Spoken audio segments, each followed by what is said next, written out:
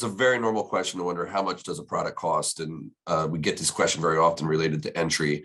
And so, people say it's great that it doesn't track into my buildings and make a mess. It's great that it doesn't contain chloride salts and give me the corrosion issues and dead grass and harm to concrete and harm to pets. And it's great that it's a better environmental choice, and it's great that it melts really fast, prevents refreeze at low temperatures. But at the end of the day, I've got a budget. How much is this going to cost me? And so I wish I could give you a simple and straight answer, but when it comes to entry, we really have to think differently about price. And so we're comparing a granular chloride salt, which you've typically used, to a liquid non-chloride that has a different mode of action and different way that it melts. And so when we think about entry, we really want to encourage people to think about using it in the first 15 feet as you would enter or leave a building. So the International Sanitary Supply Association, essentially the organization that provides education and resources to cleaning professionals, would teach us that 90% of the tracking inside of buildings is coming from that first 15 feet.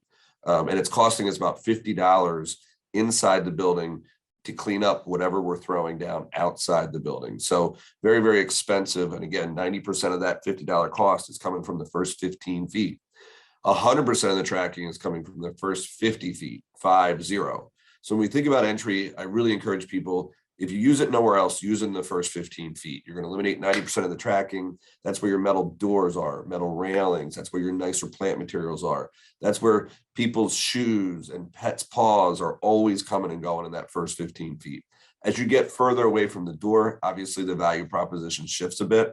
We'd still recommend using entry on all sidewalk areas, but the first 15 feet, certainly 15 to 50 feet as well, is really where the greatest value is. And so we started calling this first 15 feet the DMZ. That was before North and South Korea started being in the news every day. But if we assume that this is a 4-foot wide sidewalk by 15 feet, the highest price that I've ever seen a distributor charge for entry in that, call it 60 square foot area, isn't going to be more than $3 an application. So for $3 or less to save upwards of $50 inside, has definitely been something that we haven't seen people be hesitant to do. And so one of the things you want to think about with entry, though, is part of the reason it is so affordable. It ends up being about the same price as what I would describe as a traditional granular chloride based deicer. So it's going to be more money than like a straight rock salt, but most people are using some sort of higher quality sidewalk salt of a traditional granular chloride. And so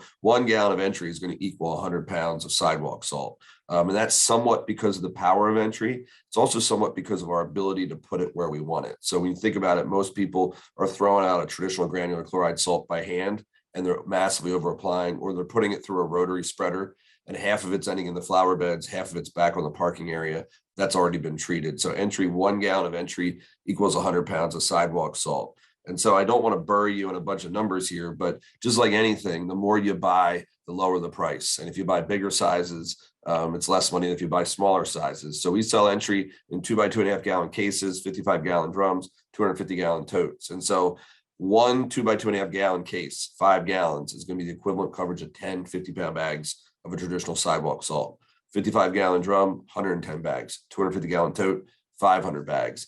And so when you look at, there's a line here that says approximate cost per equivalent 50-pound bag of coverage. If you buy entry by the case, it'd be like paying $16.60 to $19 a bag. And if you're buying ice melt by the bags from somebody, you're probably paying something in that range. If you're buying something that's a traditional chloride-based sidewalk salt, something better than straight rock salt. If you're buying ice melt by the pallets, 1, 2, 3 pallets at a time, you're probably paying somewhere between $12.50 and $14.38 a bag. That's what entry is going to cost you. And then obviously, if you're buying ice melt by the half truckload or more, entry's cost for that, it's going to be like in that $11 to $12.60 equivalent bag range. So again, we've got a lot of different distributors that price things differently.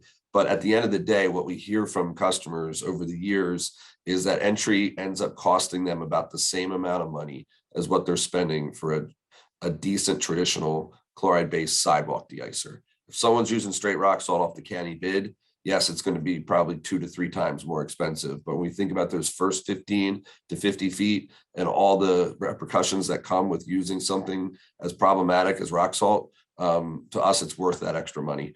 Any questions, please be in touch. Thank you.